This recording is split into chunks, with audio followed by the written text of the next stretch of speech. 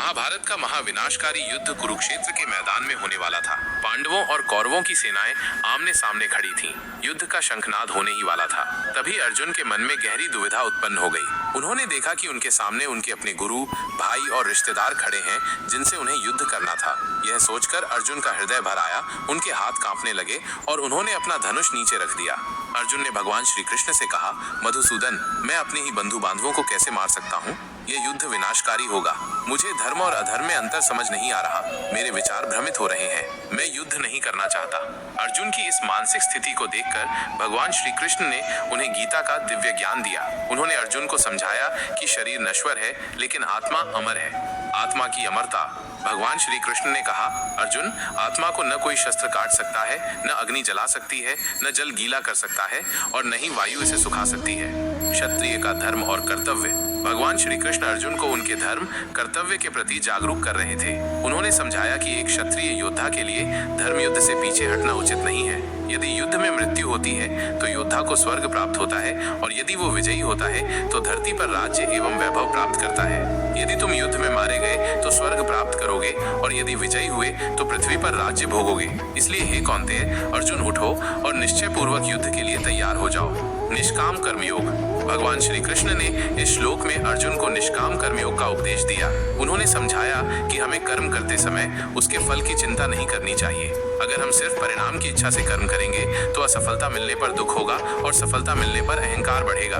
इसलिए हमें निष्काम भाव से अपने कर्तव्य का पालन करना चाहिए, फल की चिंता किए बिना।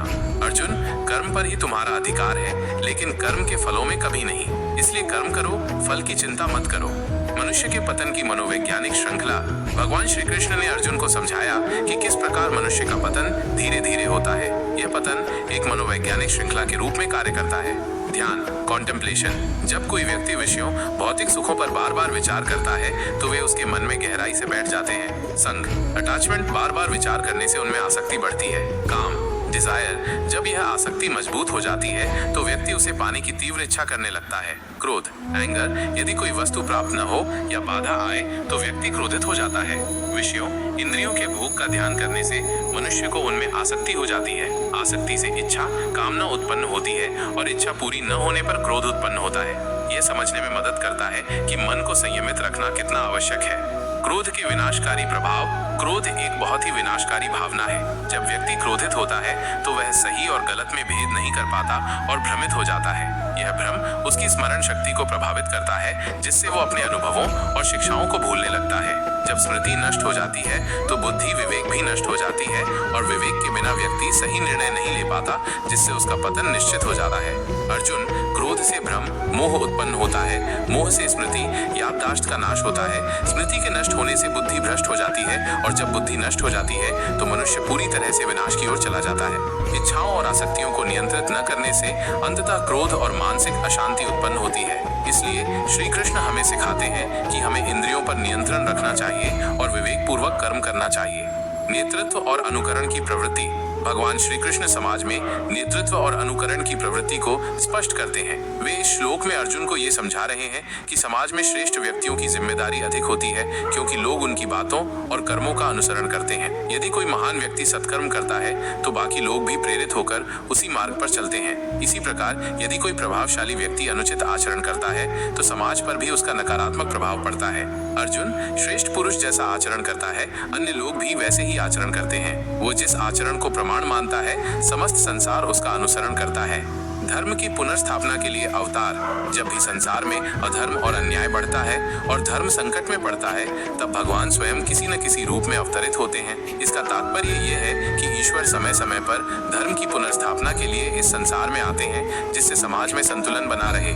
यदा यदा ही धर्मस्य ग्लानिर्भवति भारत, अभ्युत्थानम धर्मस्य तदात्मानं सृजाम्यहम्। अर्जुन, जब जब धर्म की हानि होती है और अधर्म का उत्थान होता है, तब तब मैं स्वयं प्रकट होता हूँ। ये श्लोक भगवान के अवतार लेने के उद्देश्य को स्पष्ट करता है। जब भी धर्म की हानि होती है और अधर्म बढ़ता है, तब भगवान स्वयं अवतरित होकर साधुओं की रक्षा करते हैं, अधर्मियों का नाश करते हैं और धर्म की पुनर्स्थापना करते हैं। अर्जुन, साधुओं, संत जनों के उद्धार के लिए, दुष्कर्म करने वालों के विनाश के लिए तथा धर्म की पुनर्स्थापना के लिए मैं प्रत्येक युग में प्रकट होता हूँ। ज्ञान, श्रद्धा और शांति। ये श्लोक दर्शाता है कि विश्वास, समर्पण और आत्म संयम के द्वारा ज्ञान प्राप्त होता है और ये ज्ञान अंततः व्यक्ति को परम शांति की ओर ले जाता है। जो श्रद्धावान आस्थावान होता है, जो ज्ञान प्राप्ति के लिए तत्पर रहता है और जिसने अपनी इंद्रियों को संयम में रखा है, उसे ज्ञान की प्राप्ति होती है। ज्ञान प्राप्त करने के बाद वो शीघ्र ही परम शांति को प्राप्त कर लेता है। प्रेम और श्रद्धा का महत्व। भगवान श्री कृष्ण कहते हैं कि उन्हें भौतिक वस्तुओं की आवश्यकता नहीं है, बल्कि वे प्रेम और श्रद्धा से अर्पित किसी भी चीज को सहर्ष स्वीकार करते हैं। यह संदेश देता है कि सच्ची भक्ति हृदय की गहराइयों से होनी चाहिए, न कि बाहरी आडंबर से। जो भी भक्त प्रेम और श्रद्धा से मुझे पत्र, पत्ता, पुष्प, फूल, फल या जल अर्पित करता है, मैं उसे भक्ति पूर्वक अर्पित किए गए उस पवित्र उपहार को स्वीकार करता हूँ। शांतचित्त भक्त के गुण।